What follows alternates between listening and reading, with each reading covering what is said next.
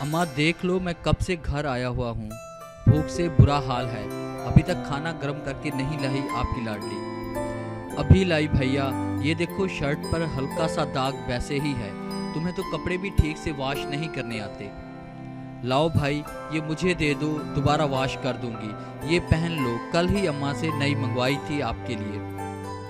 उफ, खाने में इतनी मिर्चें, पता नहीं कब खाना बनाना आएगा इस चुड़ैल को। अम्मा आप खुद ही खाना बना लिया करें ना, ऐसा खाना मुझसे नहीं खाया जाता।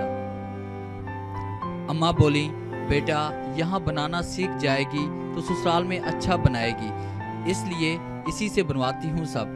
मतलब इसकी शादी तक बर्दाश्त करना पड़ेगा। पता ही नहीं चला कब वक्त गुजर गया और इस चुड़ैल की शादी का दिन आ गया। सुबह से ऐसा लग रहा था जैसे कोई छीनने वाला है। वो बहन जिससे बात बात पे लड़ता था, आज जान से भी प्यारी लग रही थी। आज सिर्फ इसी की फिक्र थी। फिर रुखसती के टाइम खुद बच्चों की तरह रोते देखा। यूं लग रहा था जैसे दुनिया लुट गई हो। हर वक्त बहनों से लड़ लड़ के, मगर जब ये वक्त आता है जैसे जिस्म से जान निकल जाती है। अल्लाह पाक सबकी बहनों और माँ बाप की बेटियों के नसीब अच्छे करे, आमीन।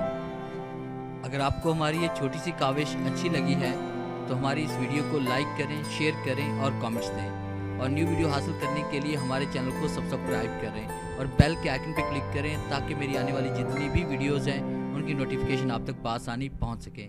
Thanks for watching.